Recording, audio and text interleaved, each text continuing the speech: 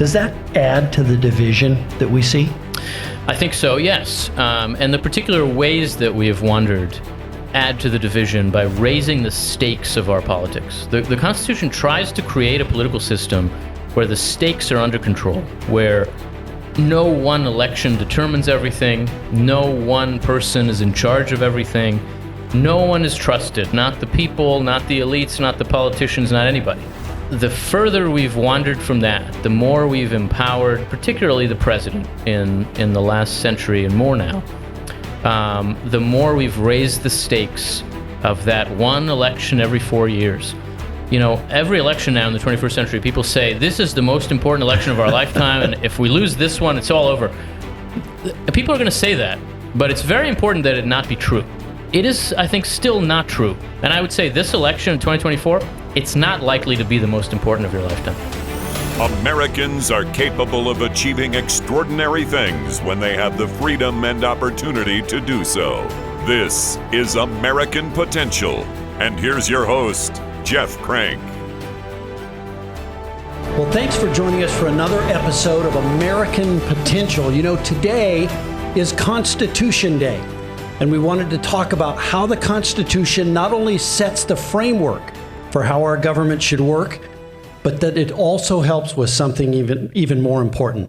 The Constitution was created through lots of debates and disagreements, showing us that it's okay to have different opinions. Even though there were many arguments while it was being written, the Constitution can still help us talk to each other in a more effective way. So how does the Constitution show us we can disagree in a positive way? Well, today's guest has written a new book called American Covenant: How the Constitution Unified Our Nation and Could Again. Taking on this issue and showing how we should be talking with one another. He's the Director of Social, Cultural, and Constitutional Studies at the American Enterprise Institute, the founder and editor of National Affairs. He's also a senior editor at the New Atlantis, a contributing editor at National Review, and a contributing opinion writer at the New York Times. He's served as a member of the White House domestic policy staff under President George W. Bush. He has a BA in political science from American University School of Public Affairs and a PhD and MA in Committee on Social Thought from the University of Chicago. I want to welcome our guest for today, Yuval Levin. Nice to meet you. You too. Thank you very much for having me. Well, thanks for being with us. So, first of all, you started the debate team at your high school. I want to hear about that. All right. That's quite a place to start. Yes, it is. I did. I guess I've been trying to start arguments for a long time. It seemed to me like something we were lacking. And not only did I start it, I insisted that the first debate be about the flat tax. This is in 1994, maybe, 3 or 4. I was for the flat tax. I was a big Steve Forbes guy, if you can believe it, and that's the first. I lost that debate really badly, and I was probably wrong, but that's how we started out. Yeah, that's great. Now, when did you first get involved and start liking politics and history? Yeah, it's a good question. I'm not really sure. You know, by the time I was in high school, I was a history buff and a politics buff. I was already by then also a kind of conservative. It's hard to know exactly how. I'm an immigrant to the United States. I was born in Israel. My family came to the U.S. when I was 8, and by the time I was 15, 16, I was all in. Okay, now you have a PhD in Committee on Social Thought. Now I have no idea what that means. Well, so please tell me. I would say a PhD from the Committee on Social Thought. The Committee on Social Thought is a very University of Chicago kind of institution. It's a multidisciplinary. It's a multidisciplinary department that covers the classics, political theory, and the core social sciences. It basically lets you build a PhD more or less as you choose if you can manage it. I did it in conjunction with the political science department, and my PhD was really in political theory. But I had some wonderful teachers there who could only have been there. People like Leon Kass, who was maybe my teacher more than anybody. Who is a philosopher, a bioethicist, who later became an advisor to President George W. Bush, and the kind of person you only find at the University of Chicago. Chicago is great for not insisting on disciplinary boundaries, and I think that's especially important in our time. So, and we see this more and more in our society, the fact that we don't have constructive disagreement. And what do you think contributes to the lack of constructive disagreement, first and foremost? I think in a funny way that we feel like we are too divided in contemporary America, and we conclude from that we're not good enough at agreeing with each other. But it seems to me that we're actually very good at agreeing with people we agree with. That's all we ever do. We spend all of our time with people we agree with, talking about people we disagree with. Yeah. And very few Americans, even among those who are very engaged in politics, really spend all that much time actually talking to people they disagree with. And some of the venues that we would normally have for facilitating that kind of actual direct disagreement, like Congress, like universities, the op-ed pages, have become deformed in a particular way that has turned them now into platforms for a kind of performative disagreement rather than venues for constructive disagreement. They're not about talking to each other and trying to persuade. They're not about trying to arrive at an accommodation. They're about performing for an audience, and generally an audience that lives in your own cocoon. And so I think the skills we've lost are, above all, the skills of coalition building. The American system of government expects a lot of coalition building to happen. For anything to really get done, there has to be a coalition behind it. And coalition building means working with people you disagree with, mostly. You can agree on something while continuing to disagree on many other things.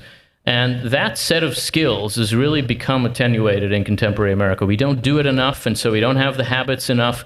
And even people whose role in our society is to build coalitions and find accommodations don't want to play that role and aren't very good at it now. And so I think we have to have a recovery of the capacity for coalition building, which will first require a recovery of the need for it. And to my mind, that's the reason to reacquaint ourselves with the Constitution. The American Constitution tries to resolve the problem of a divided, diverse society by showing us that coalition building is the way forward. And to understand it that way would help us to start to see why we need to rebuild those skills. Let's talk a little bit about technology, right? Because as you were talking, I was thinking about people sort of self-selecting into groups. Yeah. And technology, Facebook, Twitter, Instagram, TikTok, all of those provide great benefits to society, but they also help divide us a little bit more because we self-select into the groups of people we want to talk with, right? That's right, but I think when thinking about technology, it's important to see it as a tool. So the question we should ask ourselves is, somebody gave us the internet. Why are we doing this with it? There are a lot of things we could do with it, and we're choosing to use it in ways that allow us to cocoon ourselves. I think when you put the question that way, you realize that it's not just technology. A lot of the most powerful kinds of trends and dynamics in American life over the last 50 years have been driving us away from coalition building and from a kind of consensus politics in the direction of a much more fragmented kind of common life. Some of those pressures have been economic. I mean, if you look at journalism, for example, the basic economic model of journalism in the middle of the 20th century was classified ads that have to appeal to as many people as possible, or a nightly newscast that sells itself to broadcasters by saying tens of millions of people are watching. And so in order to achieve that, to make it true, they have to appeal to tens of millions of people. They have to appeal to the broad middle of the country. The economic model of journalism now is to show consumers, I know exactly who's watching, and it's this narrow segment who are exactly the people you want to reach.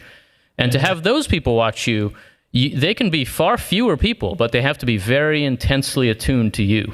And you do that not by appealing to the broad middle, but by appealing very intensely to one particular segment. And very intensely often means by making people angry or afraid. And the business model drives us in a direction of fragmentation and the breakdown of a common life. I think these trends are very much connected. And the reason we use social media the way we do, some of it is economic too, some of it is just what we're choosing to do. I think we have to recognize that in a democracy, the things that happen are the things we want. And if we're not happy about what's happening, we should ask ourselves whether we want the wrong things. Yeah.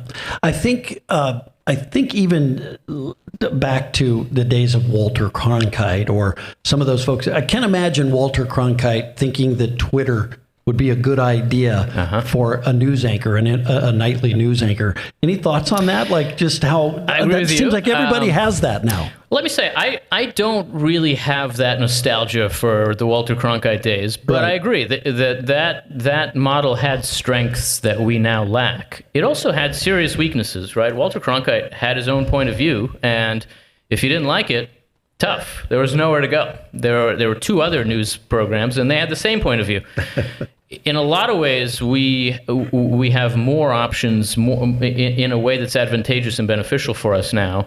But what we've lost is the sense that we all share one kind of national experience. And I think that is a significant loss, a tremendous loss. I think we have to catch ourselves when it comes to that kind of nostalgia, because there's a tendency that's very powerful in all sides of our politics now to take the America of the second half of the 20th century as a norm and to say, look how we've fallen from that norm. That America was not normal. It was very, very unusual in the wake of World War II and of decades of mobilization in the Great Depression and the First World War. It was a country with tremendous confidence in its leaders and elites. I think too much confidence. We now have too little, but we did have too much. And a society with a very, very strong kind of mainstream. If you were outside of that mainstream, you were in real trouble in the America of that era. That country wanted to be liberated from that kind of conformity. If you look at American culture in the 1950s, early 60s, it's a culture left and right that is screaming for liberation from conformity. And we got it. We got it good and hard. And we've liberated ourselves from conformity. But as a result, we now live in a culture that has gone too far in the other direction and that feels a kind of lack of solidarity, lack of unity, very, very powerfully. I think the politics of the coming decades are going to involve both the left and the right trying to make an argument for the things they believe in terms of solidarity, in terms of cohesion, terms that have not been normal in American political life for most of my lifetime. This book is actually an example of that. I'm making an argument for the Constitution in terms of solidarity, in terms of unity. I think we're going to have to argue for all the things we believe in that way. And that ultimately, having gone as far as we have in the direction of individualism and liberation, we'll need to swing back some and be careful we don't swing back too far. Let's talk about the founding of this nation and our founders. They had profound disagreements, right? While they were debating this, we see it in the Federalist Papers. We see, history is replete with the disagreements that they had. What were some of the disagreements that they had? Yeah, absolutely. We have a tendency to think of that period as, of the America of that time as a much more unified society. And of course, in some ways, it was much less diverse. It was certainly less demographically diverse. But the differences between different kind of Protestants did not feel small to those Protestants. Right. And the differences between Catholics and Protestants didn't either. The differences between the North and South in America in the 18th century were very, very profound. They were economic, they were cultural, they were political. There was a fundamental dispute that defined American politics in that period about the nature and character and purpose of government. In a sense, the Americans came out of the American Revolution unified. They agreed that they needed to break from England. They agreed about many of the reasons why, but they still faced a basic question about what kind of society they were trying to create. And that question presented itself in a lot of ways at the Constitutional Convention. Was this going to be one massive centralized nation, or was this going to be a set of 13 smaller nations that work together in a kind of confederation when they need to? Is this going to be a government with a strong executive like a king, a head of state elevated above the rest? Or is this going to be a republic in which ultimately the people rule through the legislature and the executive does their bidding? The striking thing about the way in which the convention tended to resolve these differences is that it contained the differences within the system it created. Right? Is the president a clerk or a head of state? Yes, the president is a clerk and a head of state. And yes, that's impossible, and it's incoherent, and it doesn't make any sense, and good luck. And the presidency, as a result, has always been a very complicated institution, but also a very flexible one. Right? Similarly, do we empower the big states or the small states? Yes. There's one House of Congress that empowers the big states and one the small states.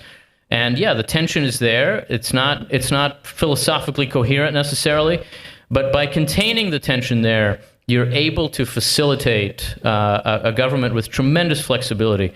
I think the most outstanding example of this is federalism. The question of federalism really was a stark choice to make. Is this going to be one nation with 13 administrative districts? This was Alexander Hamilton's view. Or are these going to be essentially 13 sovereign republics that are united only by a confederation, like the United Nations? When there's a problem, they can get together and deal with it. And the core question that came down to was, is the national government going to govern the people directly, or are the states going to govern the people directly? And the system they created says, yes, they're both going to govern the people directly, but with regard to different issues. So the national government governs directly when it comes to economic regulation, when it comes to war and peace and diplomacy, and the states govern directly in other areas. It's a very, very messy system, and yet it has turned out to offer us tremendous flexibility and an ability to adapt to change that's made the United States now the world's oldest existent democracy. We think of ourselves as a young country, but we're the oldest of the democracies today. We've had the same institutions for 235 years. There's no other country that can say that. And the stability that we've gotten as a result of this system is in a lot of ways a function of how they dealt with what they disagreed about. You talked about small versus large states and how they sort of worked through that. Seems to me that they had their desire for putting a government in place and overcoming those disagreements was stronger than the disagreements themselves. Is that the key today for us surviving as a nation and for us kind of getting along even though we don't get along? I think that's part of the key. It was certainly vital to them. Yes, the idea that there was no failure as an option in 1787. Failure in that moment would have meant the dissolution of the Union, and ultimately, really, the states being eaten up by the European empires who were still here. France was right there. The British were still here. Spain was right down south. They were in real danger. They needed each other, and they needed it to work. Now, some of the pressures that created led them to compromises that I think we can regret, especially the compromise over slavery in the Constitution, which was basically just to abide slavery. There were tremendous differences between the delegates. And in the end, they decided, we're just not going to deal with it. We'll deal with it another time. And of course, we know how that turned out. It turned out as another half century of enslaving human beings and then a civil war. It was a mistake. But that was the downside of the prioritization of some kind of unified framework for government. And the upside of that was that they were willing to find compromises between these intensely divisive questions.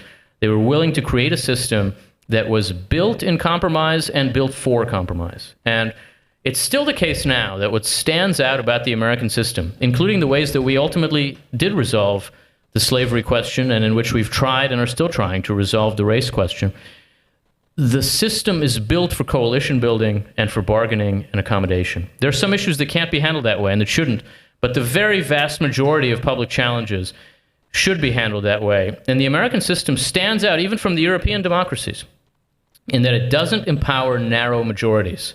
It sees that majority rule can be very dangerous for minorities, even though it's essential for political legitimacy. And so it demands that narrow majorities be broadened before they are empowered. That's frustrating to narrow majorities, like all the majorities of the 21st century, but it's also absolutely necessary for sustaining the kind of social peace we need to have a functional society. So talk about narrow majorities. Let's talk about the House of Representatives right now, right? Just a couple of seat majority. Yep. And we see the struggle that brings. So if you were Speaker of the House, you're Speaker Mike Johnson. God forbid. God forbid. The worst job in America, probably.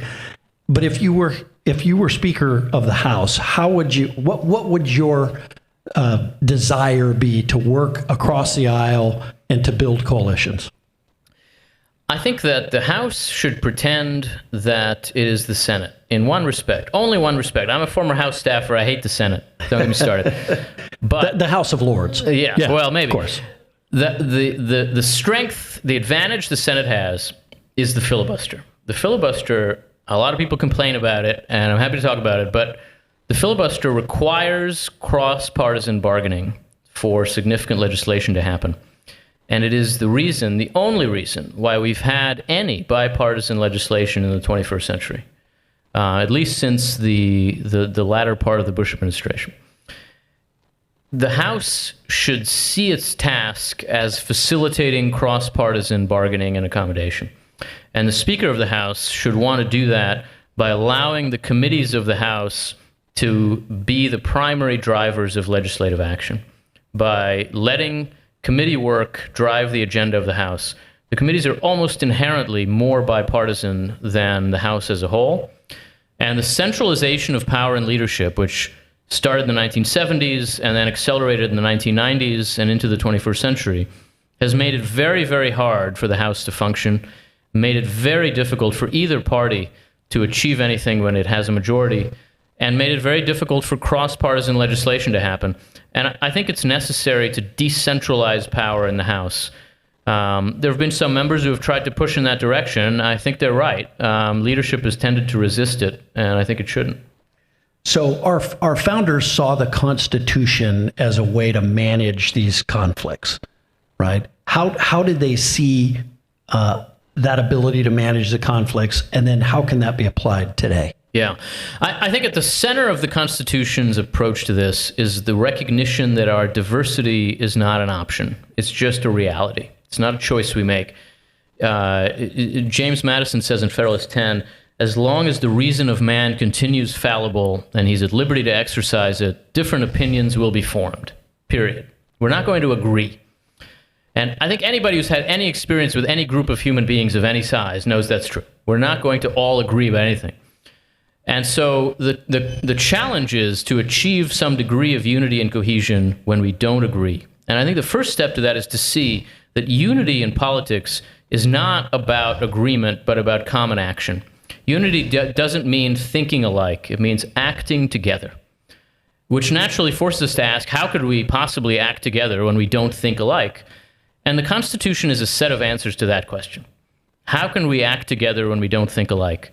The answers involve negotiation, they involve competition, they involve a kind of constructive tension that lets different answers exist at the same time in the way that federalism does.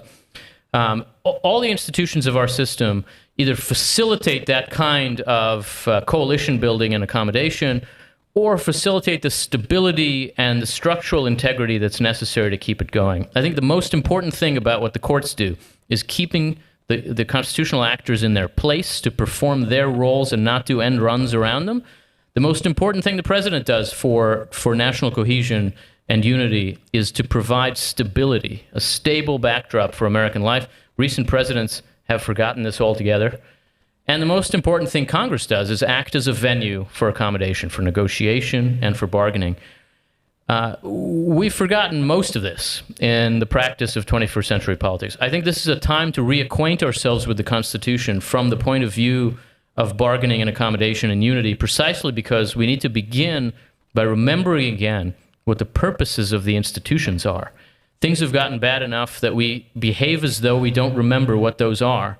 And I think by seeing what they were intended to do and what they have done throughout our history, we can see what they might do for us today. The Constitution is not the problem in 21st century America. It's the solution. Yeah. One of the things that I think people would challenge today would be, do we still agree on what the end game is? Do we, back when the country was founded, we agreed. We wanted to separate from the king. We wanted liberty. We wanted freedom. We wanted all these things. Do Alexandria Ocasio-Cortez and Mike Johnson, do they agree on what the end goal should be today? So I think there's not always agreement on the end goal. It's certainly true. In the course of the Revolutionary War, the immediate goal was to win the Revolutionary War. And the people who stuck with it and who became Americans agreed about that. And I think in wartime, that still happens in America. But generally speaking, this is a free society. And we don't all have to have the same ends in mind all the time. The beautiful thing about a free society is that we can be pursuing different kinds of ends at the same time. And what our society affords us is the capacity to do that, to build the lives we want as individuals, but also as communities, to pursue the good as we understand it, while also allowing other people to do the same even when they don't entirely agree. That's the beauty of any free society, and it's certainly the beauty of American life. I think the question is whether we still agree that that's a goal. And it's not always obvious that Americans all agree that that's a goal. I think there are increasingly people in our politics who think that there does have to be one unifying single purpose. Progressives have made that argument for more than 100 years now. There are now some people on the right who make that argument. I think of it as, I guess I would call it an integralist argument. It says all the different pieces of our system have to all be pushing in the same direction all the time. And that means they have to be guided, ideally by a central actor, by the president, and they all have to be moving in the same direction. These kinds of critics of the Constitution criticize the system for being too chaotic, for lacking direction, for being all over the place. It's messy. I love a mess. I think a mess is what freedom looks like. And to have no patience for a mess is to have no patience for democracy. I think progressivism has always been very upfront about that and has wanted a more presidential system, or at least you might say a more parliamentary-like system, where elections settle everything. And whoever wins controls all the power in the government and does whatever they want to until the next election or they lose their majority. The American system has never worked that way. When you win an election, you do not win all the power. You win a seat at the table with a lot of really annoying people who disagree with you about what you should do. Yeah. And what happens at the table is negotiation. That's how our system has always worked. It's why we've had the freest society in the history of the human race. And the commitment to that is what is essential in American life. I think to sustain that commitment, we need to help our children see why it's worthwhile. We need to help our neighbors understand why it makes possible what they care about. It's not always obvious or self-evident, so I certainly worry about it. Yeah. How do we do that? In today's society, we talked about what legislators do. If you were speaker, what you do. Yeah. If you're in Congress. But as a citizen, what can we do to help advance this notion? I think the first thing we can do is a function of the fact that American life is very decentralized, that it really isn't all about who the president is. There are roles that each of us can play if we want to, where we are. Those can be political and at the local level and beyond if you want to, but they can also be civic and social. They can be familial. They can be communal. There's a role for each of us in a broad array of institutions to make a difference and push in this direction. And I think we all should look to play that role in the institutions that matter to us and to allow those institutions to shape our understanding of what our responsibilities are to one another. That's a beginning. Beyond that, though, I think that our expectations of politics should be rooted in the nature of our constitutional system, so that rather than demand entertainment and rather than demand a kind of professional wrestling match, we should demand a functional political arena that allows for accommodated resolution of debates. Democracies give people what they want. So again, we should really be careful about what we want. I think what we're getting now in American life is what we want, and the problem is with what we want. And so we have to educate ourselves and one another about what we should want, which I think would benefit from some reacquaintance with the Constitution too. We talk about the reacquaintance with the Constitution. We have wandered, I think we can all agree, we've wandered so far off from where the founders wanted us to be by creating the Constitution. And you look at the size and scope of the federal government, for instance, doing things that our founders never would have imagined that they would be doing. Does that add to the division that we see?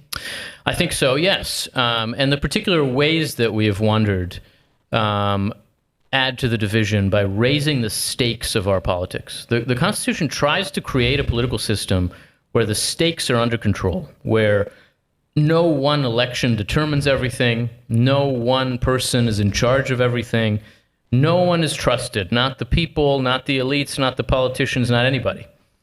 And the further we've wandered from that, the more we've empowered, particularly the president in the last century and more now, the more we've raised the stakes of that one election every 4 years.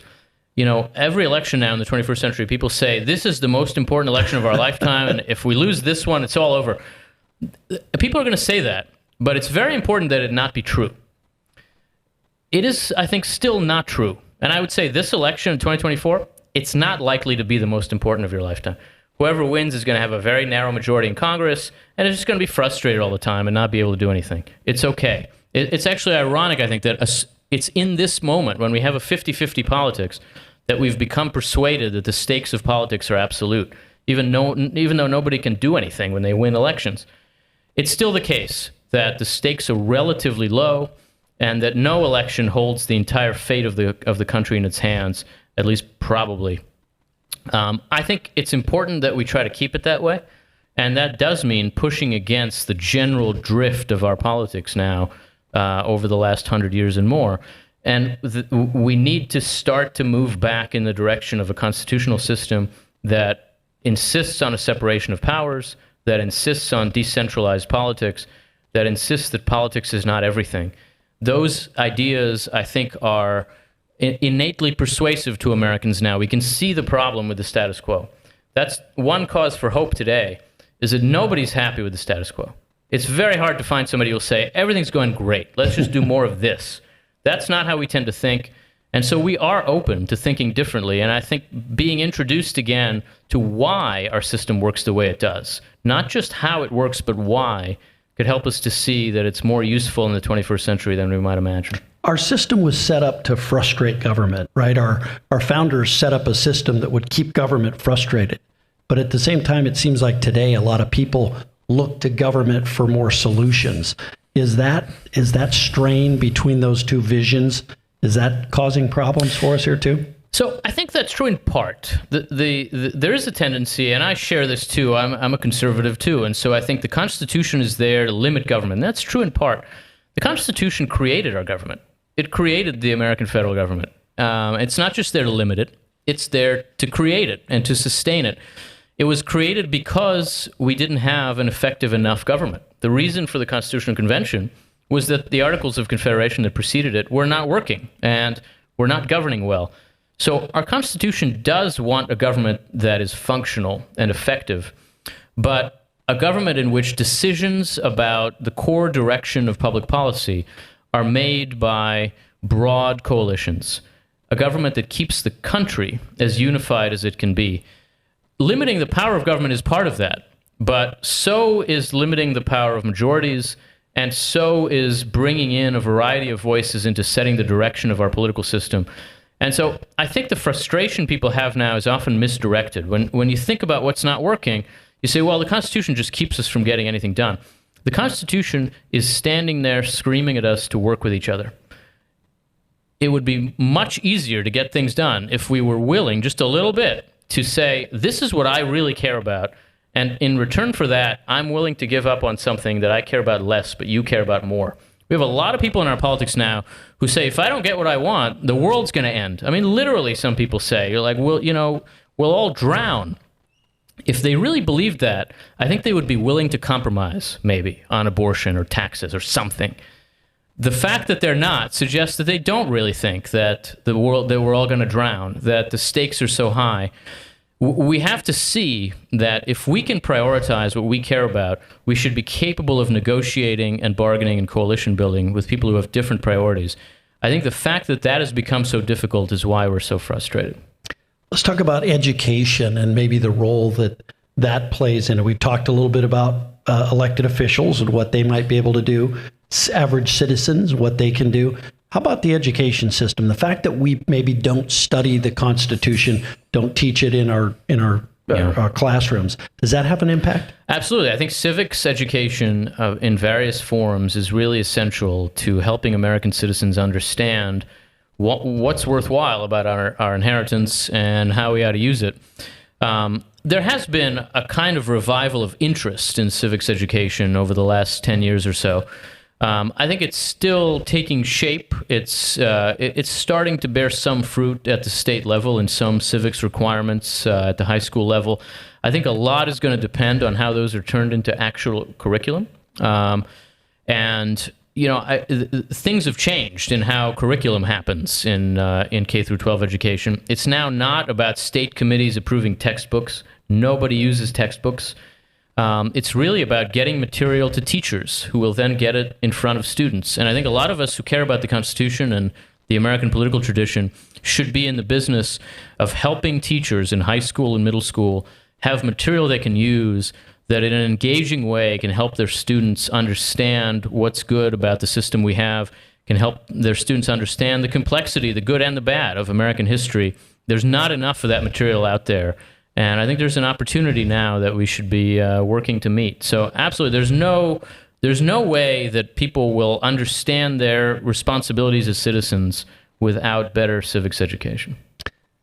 Give us some examples of maybe some of these compromises, whether it's in government or in society, that recently maybe people have seen that and our society's benefited from people coming together.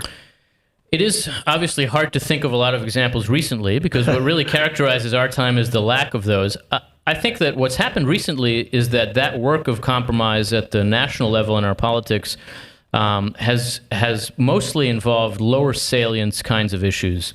So in the last 4 years, Congress has passed an infrastructure bill, it's passed the CHIPS Act for R&D, it's passed a reform of the Electoral Count Act, a gun bill. All these bills were modest. I would say they were generally moderate, which means they were messy, right? So no one looks at it and thinks, that's perfect. That's exactly what I was going for. And I think a lot of us who are involved in politics in one way or another are in the habit of refusing to accept anything less than perfect. And sometimes that's the right habit to be in. We need to exert some pressure on people who are negotiating. But we also have to recognize that the outcome in the end will be a negotiated outcome. And a lot of this legislation has had some good things about it. I think the reform of the Electoral Count Act will really be useful if we find ourselves in another contested election this year. These kinds of changes, I would say, looking at it from the point of view of changes in Congress, they've happened in particular because the filibuster in the Senate has forced them to happen. At this point, the parties negotiate when they absolutely have to. So at midnight before a government shutdown and when they're confronting the filibuster. But I think it's important to see that durable change in American political life happens through legislation. Every president now is tempted to try to do things administratively. Think about what we remember past presidents for. It's not administrative action, generally speaking. We remember we remember Lyndon Johnson for the Great Society and the Civil Rights Acts. Those were acts of Congress. Johnson certainly helped them happen, but the reason that they endured, whatever you think of them, is that Congress passed them. The New Deal was not a set of administrative actions. It was legislation. Over and over, durable change, for good and bad, has involved legislative action. And I think it's very important for everybody in our system to recognize that if there are things we want to do, that is the way to do them. Well, let's talk about that. Loper-Bright, the Loper-Bright decision. Is that, obviously that's going to hopefully force less administrative action and more focus on Congress doing it and doing it right. Does that maybe help us? I'm a big fan of Loper-Bright. I think it was rightly decided, and I think it was also a very good case for moving us in the right direction toward restraining the administrative state. What's important about it to me is that it involved the court pushing everyone to do their proper job and nothing else. It's not just about restraint. It still allows the administrative agencies a lot of leeway where they have expertise and authority, which is in the actual technical arenas that they regulate. But it says they don't have special expertise and authority in determining what the law means. Determining what the law means is the role of the courts. And the courts took that onto themselves and said, this is our job. And because of that, they're also in a position to exert some pressure on Congress to do its job. Because if laws are simply too complex to have any clear meaning and the courts can't enforce them, Congress will need to do better in writing legislation. I don't think ultimately that Congress can really force the courts. I mean, that the courts can ultimately force Congress to do its job. The courts can force the president to do certain things. It can create pressure around Congress. But Congress has to decide to do its job. The problem we face now is that too many members don't want to do Congress's job. And for that to change, voters are going to have to want it to change. The courts can help, but they can't really do this job. Is it because, looking at the Constitution, is it because you've got, in a president, you've got one person. It's easy for them to decide they want to take action.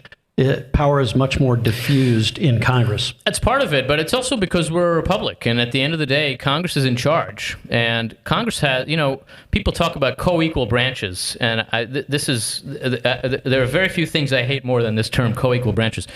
The branches of our government are not equal. Congress is the first one and the most powerful. Congress can impeach judges and presidents. They cannot remove members of Congress. Only Congress can take actions to set the direction and the structure of American government within the constitutional framework. And so the president has certain obligations, things that he's required to do by law and by the Constitution. Judges have certain obligations. They can't turn down cases, for the most part, below the Supreme Court. And there are things they have to do. Congress has powers. It does not have duties. If it wants to do nothing, it can do nothing. And I think it probably didn't even occur to the framers that Congress would want to do nothing. But here we are. Congress, a lot of the time, wants to do nothing, or at least nothing other than produce YouTube clips. And if that's the case, it's going to be very hard for our system to work. So that's a problem that only Congress can ultimately solve. Yeah. Too many show ponies, maybe, in Congress? Exactly, yeah. I think there are a lot of people who see Congress as a platform to build a social media following and to find themselves in a good time slot on cable news, and they're much less interested in legislating, which is their job. Yeah.